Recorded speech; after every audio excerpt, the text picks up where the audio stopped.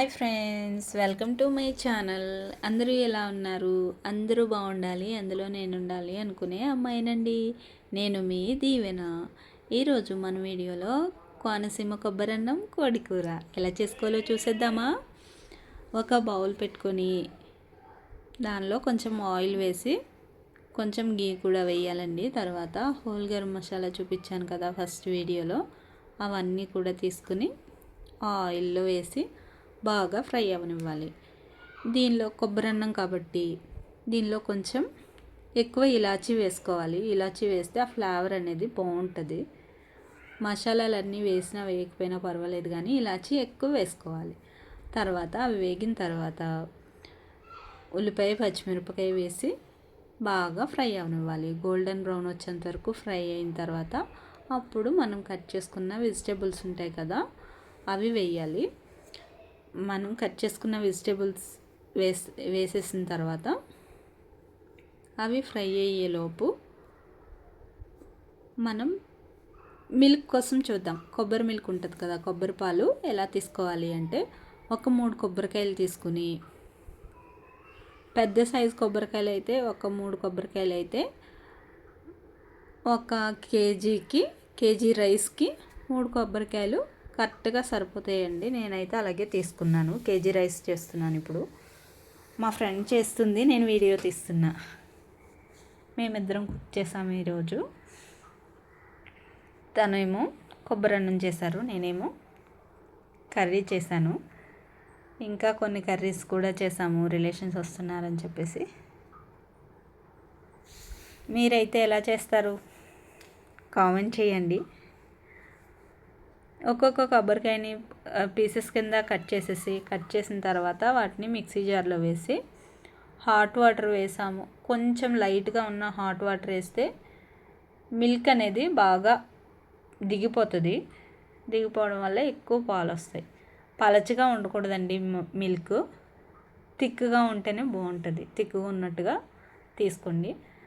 దానిలోనే ఒక్కొక్కటిగా అల్లం వెల్లుల్లి పేస్ట్ వేశారు, తర్వాత గరం మసాలా వేశారు, గరం మసాలా ముద్ద వేశారు. అది వేసిన తర్వాత ఇవిగో పాలు. ఈ పాలని నేను 3 కప్స్, ఆ గ్లాస్తో 3 గ్లాసెస్ తీసుకున్నాను కాబట్టి 6 గ్లాసెస్ మిల్క్ అనేది వేశాను. ఒకవేళ రైస్ నానబెట్టుకున్నట్లయితే మీరు తీసుకునే రైస్ని బట్టే కొలుతుంటుంది. నేనైతే నార్మల్గా డైలీ ఇంట్లో యూస్ చేస్తాం కదా రైస్, అదే రైస్ని కొబ్బరి అన్నంలా చేస్తున్నాను. కొంతమంది అయితే బాస్మతి రైస్ని కూడా చేస్తారు కదా, బాస్మతి రైస్తో అయితే వేరేలా ఉంటుంది. వాటర్ కూడా వేరేలా డిఫరెంట్గా ఉంటుంది కదా, అలాగే మిల్క్ కూడా డిఫరెంట్గా ఉంటుంది. దీనిలో అయితే నేను మిల్క్ ఫస్టే నేను కడిగి నానబెట్టుకున్నాను రైస్ని, కాబట్టి ఒక గ్లాసు రైస్కి 2 గ్లాసుల వరకు మిల్క్ అనేది వేసాను. మిల్క్ వేసిన తర్వాత బాగా బాయిల్ అవ్వాలి. అలా రోలింగ్ బాయిల్ అవుతున్నప్పుడు రైస్ వేస్తే మంచిగా త్వరగా కుక్ అయిపోతుంది. కుక్ అవుతున్నప్పుడు చూసుకుంటూ ఉండాలి, అటు ఇటు తిప్పుతూనే ఉండాలి కంటిన్యూస్గా, లేదంటే అడుగు పట్టేస్తుంది. లాస్ట్కి ఇలా తయారయ్యింది మా కొబ్బరన్నం. టేస్ట్ అయితే చాలా బాగుందండి. వచ్చిన వాళ్ళందరికీ టేస్ట్ అయితే నచ్చిందని చెప్పేసి అన్నారు. తర్వాత కోడికూర ఎలా చేసుకుంటారు మీరు? మేమైతే ఇలా చేసాము. రెడ్గా కారంగా అనిపిస్తుందా? అంత కారంగా అయితే ఏం లేదు, కానీ బాగుంది టేస్ట్ అయితే. ఒక ప్యాన్ పెట్టుకుని ఆయిల్ వేసిన తర్వాత బాగా హీట్ అయ్యేంత వరకు ఉండాలి. హీట్ అయిన తర్వాత ఫస్ట్గా పచ్చిమిర్చి వేసి, పచ్చిమిర్చి కొంచెం వేగిన తర్వాత అప్పుడు మనం కట్ చేసి పక్కన పెట్టుకున్న ఆనియన్స్ వేసేసి బాగా గోల్డెన్ బ్రౌన్ వచ్చేంత వరకు కొంచెం ఓపిక తెచ్చుకొని ఫ్రై చేశారు అంటే టేస్ట్ అనేది చాలా బాగుంటుందండి. ఆనియన్స్ అనేవి కర్రీలో కనబడకూడదు, గ్రేవీలా ఉండాలి అంటే ఆనియన్స్ని గోల్డెన్ బ్రౌన్ వచ్చేంత వరకు ఫ్రై చేయాలి. గోల్డెన్ బ్రౌన్ వచ్చేంత వరకు ఫ్రై చేసాము అంటే ఆనియన్స్ అనేవి కర్రీలో కనబడు, చక్కగా కలిసిపోతుంది. వంట కలిసిపోయిన తర్వాత గ్రేవీలా కనబడుతుంది. నేను ముప్పావు కేజీ ఆనియన్స్ తీసుకున్నాను. ముప్పావు కేజీ వరకు ఆనియన్స్ తీసుకుని వాటిని బాగా చిన్న చిన్న ముక్కలు తరిగేసి ఫ్రై చేసుకున్నాను.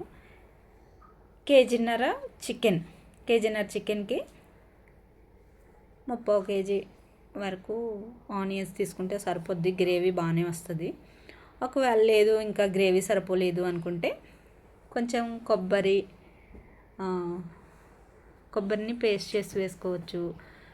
ఇంకా కాజుని నానబెట్టి అది పేస్ట్ చేసి కూడా దీనిలో యాడ్ చేస్తారు. నేనైతే అలా ఏమీ యాడ్ చేయలేదండి.